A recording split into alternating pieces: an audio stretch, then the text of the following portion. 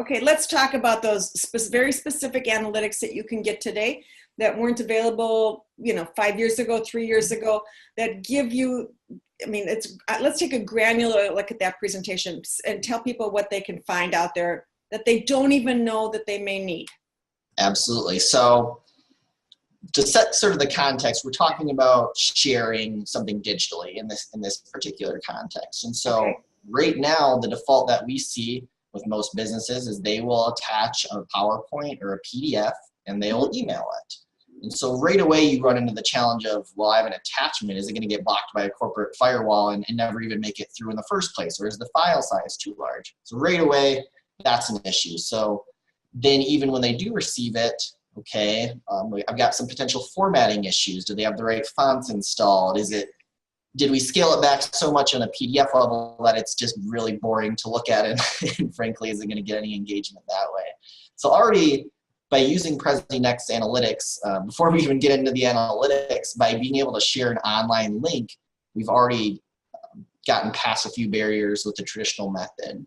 So then to get actually to your core question, right away through presentation analytics, we're able to track, number one, did they open it? And we're going to get a real-time notification when that happens. So it's not just going to be looking back. We can get it right now. I know on my desktop that my prospect, my client, just opened that. We're going to be able to track slide by slide, frame by frame, how much time they spent in this presentation. So if they only went through section 1 and then closed it, I'm going to know that. If they instead not only went through it, but shared it with 3 or 4 coworkers, I'm going to see that there were 3 or 4 unique viewers on this presentation. And then Prezi's even going to give me an aggregate report as to the slides and how that whole group interacted with them. So it's just so much depth and so much information that is not even close to what anyone's getting these days. So let's take a look at that depth of information just from a salesperson. I know we're going to talk about other digital ways of sharing too, but from a salesperson's perspective, and you are selling too, because as the leader of your company, you're out there selling too. How do you use this information? Can you give us some examples about how it works on a day-to-day basis? Yes. So I think the number one thing you can start looking at is my presentation effective, right? We talked about that. That's fundamentally what we're interested in knowing. And so I'll give you an example from something we shared on social media, right? And so it's a presentation, and we could see that when we shared it via Twitter, for example, people would open it, but the drop-off rate was pretty quick. They really were just looking for something quick hitting. They weren't interested in going through an entire presentation.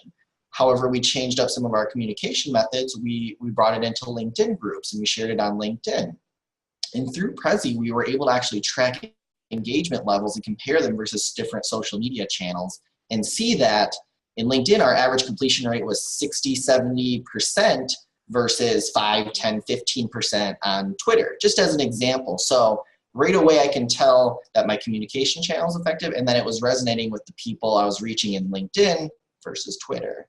And that affects how you spend your marketing budget too, then, doesn't it? Yeah, I mean, where you spend your time on your marketing budget, if it's not working over there, why? I mean, I guess you could track it all the way through the sales process too, to the prospects that come in via LinkedIn, the ones that come in via Twitter. Do they react and behave differently as well? Exactly. So we can track that engagement. In addition, to take it a level further, we can actually look at which content is resonating. So as another example, we created sort of a conference summary for our client.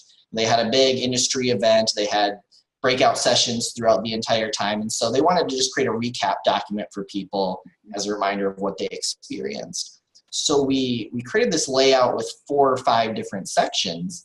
And right off the bat, when people landed on that presentation landing page, they were able to choose which section they wanted to get information from.